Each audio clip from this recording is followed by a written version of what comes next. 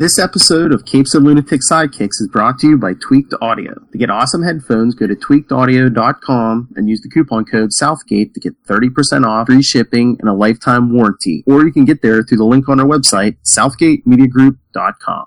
Recording has started. That's right, Charlie Esser. This is Comic Capers, and we're in the middle of our Venom review. That's right. I think you may have heard that name lately, Venom. I am Phil. And another name you may have heard of is the great...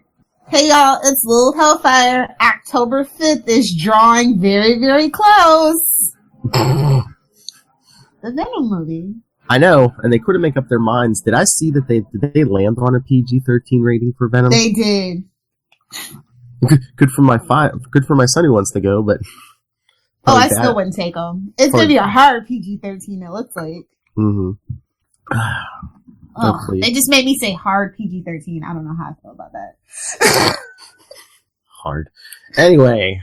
This isn't Wayne's World. I know. So, if you would like to know more about Venom, well, don't go to your library. Come to us. Scroll down! Today, we're talking about the 14-part... money grab. Giant that was big flashing symbol of the 1990s. Maximum Carnage. This is a lot. And it's funny because I was like, oh yeah, I remember. I was so burnt out after this on Carnage. I mean, it was dark. It was packed with guest stars. So many guest stars. You'd think it was the late 90s Puff Daddy family reunion. I'm just saying. I mean, some familiar names that people now. I mean, Captain America shows up. Iron Fist. Cloak and Dagger. Iron Fist. Deathlock. Poor Firestar. Nobody cares still. We got Venom, of course. Black Cat. Black Cat. The much needed Black Cat. Taking sides with Venom over Spider-Man. A woman scorned, bro. A woman scorned. And hard as it is to believe, even Carnage gets himself a woman. What did you first think of Shriek? I said they deserved each other. Just saying. I'm thinking, were they trying to go for an early Joker and Harley Quinn with Carnage and Shriek? I don't know what that was, but it was an abomination. I did not care for it. It's like, that's not what we read Carnage for. Get your heads out of your bums. And we'll start a family with with Spider-Man's evil doppelganger and Dino. Yeah, it was some weird. Somebody has some weird fetishes. I'm just saying. This story is messed up. This goes through all the books. It was it's crazy. Including the quarterly or whatever, Spider-Man Unlimited. It was the first 2 issues of Spider-Man Unlimited. Yeah. And then 3 of each of the 4 monthly books. It gave me Batman flashbacks. I was like, this is a lot of damn books. Just waiting for someone to break his back in the end. He should have totally done it, I'm just saying. Yeah, so we started off with Spider-Man Unlimited #1, Carnage Rising. Basically, we find out, what was it? The Carnage symbiote had died, but it mutated his blood enough so he could he could generate a copy. Mm-hmm. And then it's wait, I know this story. He's breaking out and he's taking a whole bunch of them with them, and they want to take over a city. I see you, Marvel. I see you. Mm-hmm. Yeah, he took Doppelganger and Demogoblin, and I'm just oh, this cannot end well. And I'm family? You want family? Okay. Alright. We even get the funeral of Harry Osborn. That death lasted I don't know, 2 months? No, 15 years, because he was dead until they brand new date everything. Oh, that's true. No, it was more. I was always waiting for him to come back. I'm that's not real. No, at the end of the Clone Saga, it was Norman they brought back. Oh, yeah, you're right. Mm-hmm. I don't know. I like Norman, but I don't know. I feel it's so wishy-washy. He's never consistent like some of the other villains are more consistent. He's either cold and calculating or completely bat crap crazy. Yeah, unhinged. Yeah. But I do, you know what, honestly, I would say, I kind of like when Spider-Man and Venom are forced to team up, because it's hilarious. Mm? It is. But Peter hates him. Like, he hates him. I know, but there was a lot of back and forth, probably to keep it going for 14 issues, but... That is such an odd number. It's not 10, it's not 12, and it's not 15. Well, I mean, again, we got 3 issues of all 4 monthly books. That's 12, and then they did Spider-Man Unlimited 1 and 2, so... Yeah, it's like, you could have picked your poison there. It was 3 months, so was that the summer? Spider-Man Unlimited 1 was... I thought it was... Yeah. It was May on the cover of Spider-Man Unlimited number 1, but then Spider-Man Unlimited 2 had a November on it. Do you know what the best thing to come out of Maximum Carnage was, though? What? Spider-Man and Venom Maximum Carnage on the Super Nintendo. Oh, yeah. That game is it still holds up. I mean, it's not as cool as Spider-Man on PS4, but it's a pretty cool game. I mean, this almost seems like this story seems like a video game. It's like, okay, if you battle to a certain point, oh look, you unlocked. Literally, it's like, ooh, midway boss, yeah. You unlocked Iron Fist. Ooh, you've unlocked Captain Captain America. I got Captain Marvel on the brain today. Oh, rewatching Oh, the because trailer. everybody won't shut the hell up with their memes. Thank you, Reddit. Oh, like you even punched an old lady on the bus. She deserved it. She touched my butt. Just saying. Hey now. True story, New York. Anyway, yeah, this is just like a who's who. It was a fun story for sure. I mean, I kind of like these stories that span all 4 books because it's like you get a weekly, you get something every week. But it's Which was cool. Yeah. But it's like there was like just the different art styles jumping back and forth was kind of takes me out of it sometimes. And there's like no continuity. Like Venom shows up, Mary Jane's half naked. Next issue, she's fully clothed. Some writers just love drawing them some Mary Jane. I'm just saying. Oh, Bagley. Like I said, you see a lot of fetishes. No judgment. We see you, Bagley. And Bagley is notorious for it. So you kind of you got to roll with it when it comes to Bagley and MJ. Wonder if he's just like, well, Todd did it. I don't know. I think my favorite issue out of all of this has to probably be Spider-Man number 37, The Light. I don't know, because we're just kind of ramping down, and that I don't know that particular issue's art really spoke to me too, and I dug the cover, so yeah, it's just kind of an all around good package. Yeah, well, of course I like the Amazing issues because Bagley's my favorite Spider-Man artist. Oh, and then of course we get 90s Black Cat costume. Had to have the open front. That's the classic Black Cat costume to me, because anytime you go into a costume store, that's the one that they always have. I like the fur and then the fur boots too, Mm-hmm. But it used to be, the front used to be closed. Yeah, it used to be. And that's how y'all go around with it. I mean, look down to her belly button. I was gonna say, look, I mean, it goes past her belly button. That is some double-sided tape and nipple covers for sure. Has to be. I don't know, just Black Cat always just seems so superfluous, so unneeded. Who asked for this? I mean, Felicia of all people, come on, bye Felicia, stop it. Felicia. Stop it.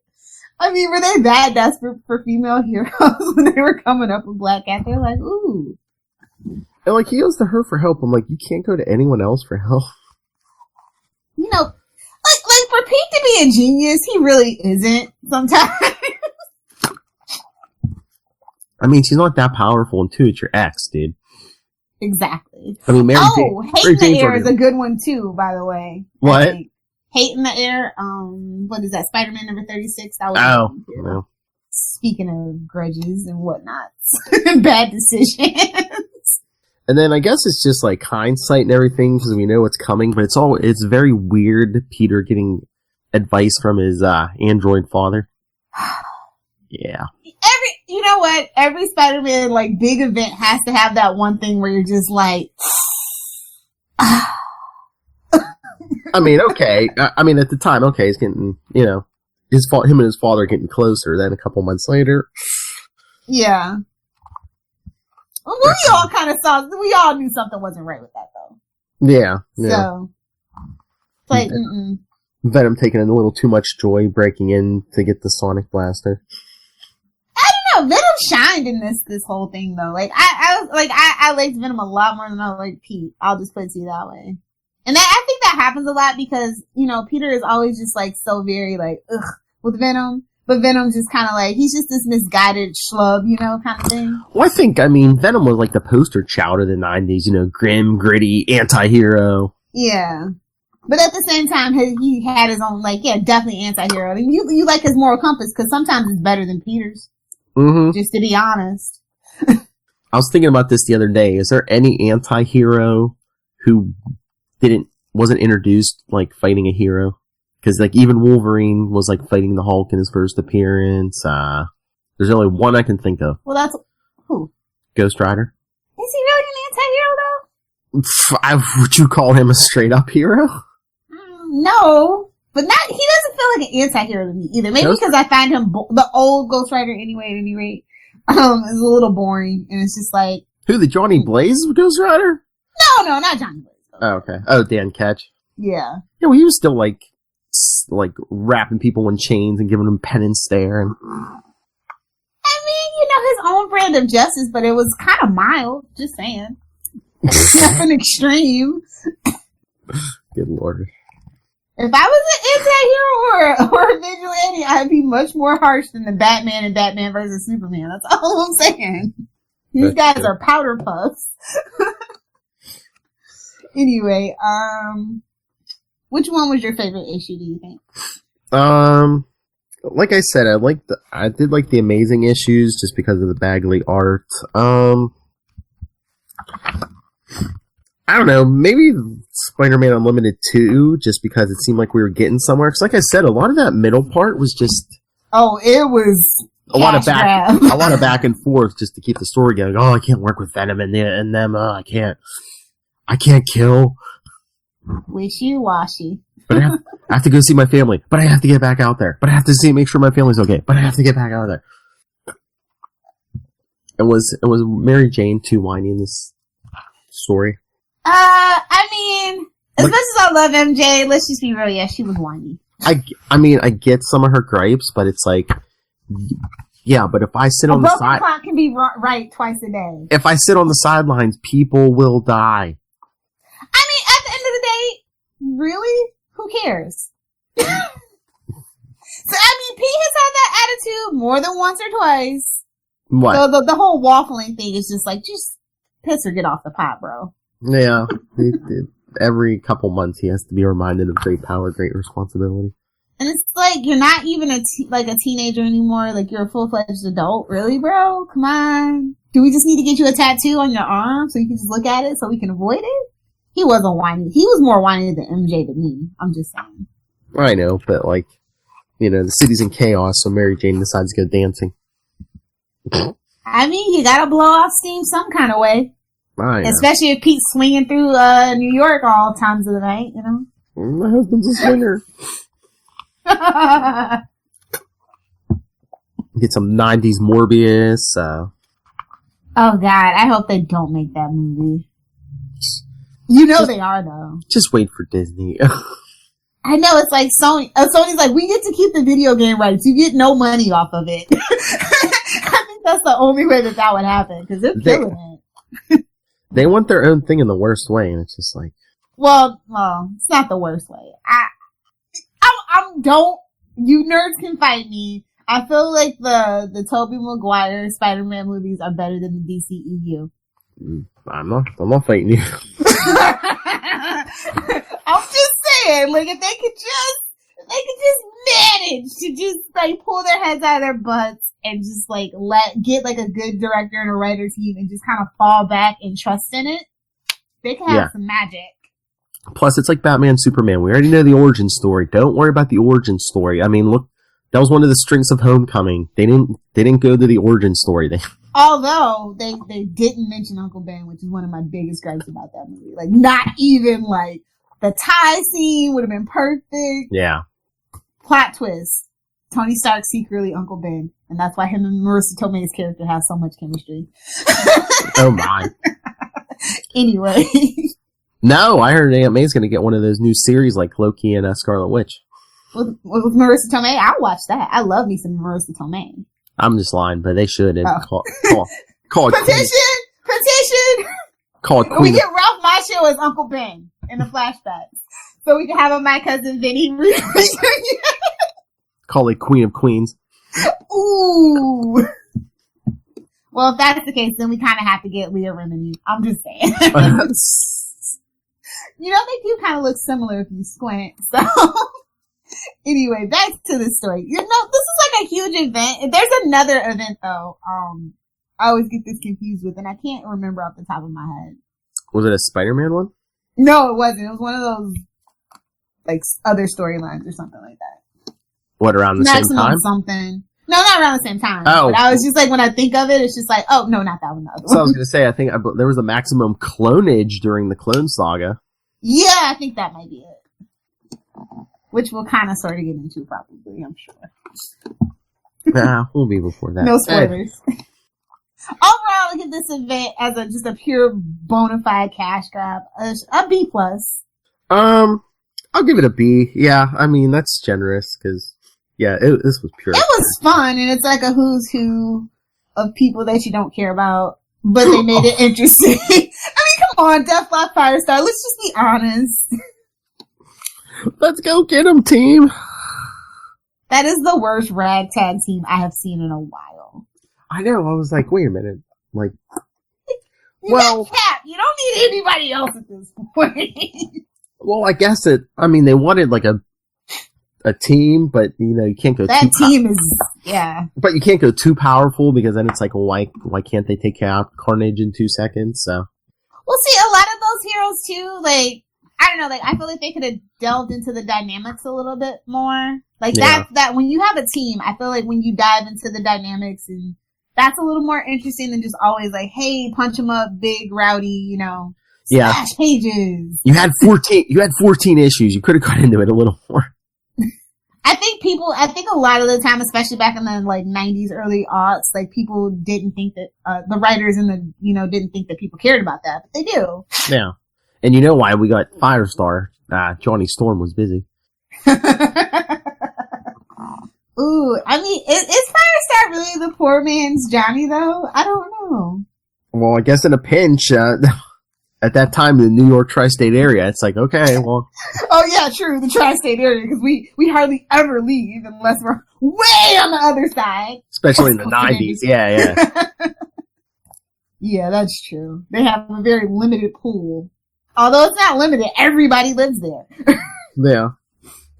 Oh, look, there's a shot of the Avengers, like Charlie was talking about that one day, wearing the flak the jackets. Oh, God. That's so terrible. Like, here's the thing, like, have we discussed this on Camps and Lunatics about why, superheroes wear, like, the bodysuits? What? It's because they hate to draw regular clothes and shoes. It's hard. So, like, I just roll with it. Like, okay, I don't care. Like, but MGM lingerie, that's nice. But those Avengers jackets, they weren't even like they were gross. Like, what was the point of that? They weren't even like black. They were like brown. They were like brown. Yeah, they were that khaki, like, camo brown, and I'm just like, that's not even a good color for, like, comic book. No. Not even like black leather jacket. It was the 90s. Come on. Black leather makes everything better. There's my drop. It's the only drop I want to hear from here until infinity. Anyway, yeah. And, alright, before we go, one last thing. Well, Carnage has like a thing for, Jameson, doesn't he? He does. He likes that salt and pepper. I just wish they had Cletus had a better name. Every time I think of Cletus, I think of The Simpsons. He's a serial killer. I mean, they should have given him like three names, but you know. I mean, Cassidy is kind of a first name too, so all he needed was like a Mark or a John or a Paul, and we'd be perfect. Like Cletus Rufus Cassidy or something. Rufus. Stay in the bumpkin lane, I guess. Seriously, if your parents gave you the name Cletus, wouldn't you go insane? Anyway, let us know if you're reading along or if you've read Maximum Carnage, your thoughts on it, and we will read it here next time. Yes, that's right. Well, not next time, but the time after that.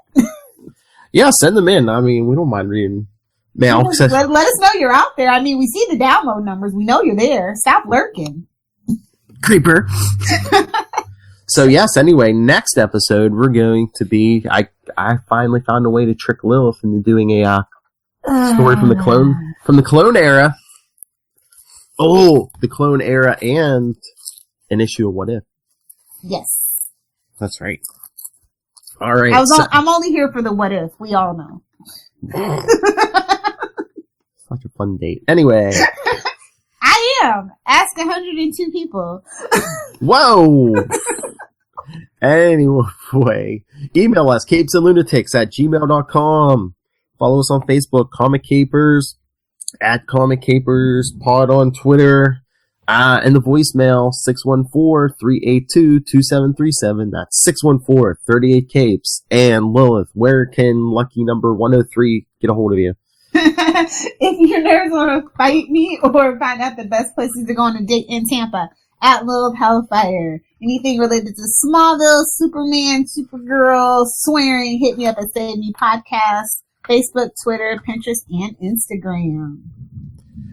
And any comic creators you want to get a hold of me, do some interviews.